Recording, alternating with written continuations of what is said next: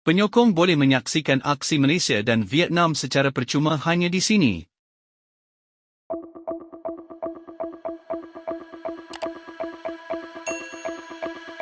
Penyokong bola sepak Malaysia boleh menonton perlawanan terakhir kelayakan Piala Asia antara Vietnam dan Malaysia pada Selasa ini secara percuma.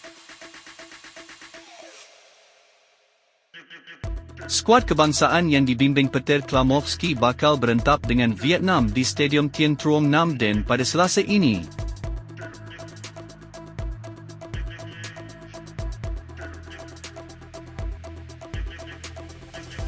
Aksi kali ini lebih menarik kerana beberapa pemain baharu negara berpeluang membuat penampilan pertama dan semula bersama Harimau Malaya.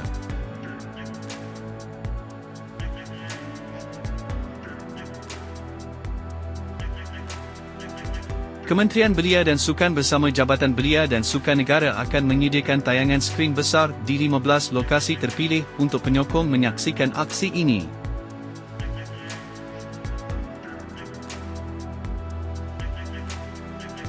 Tayangan perlawanan di skrin besar ini merupakan sebahagian daripada inisiatif kerajaan untuk meningkatkan lagi sokongan rakyat Malaysia kepada Harimau Malaya.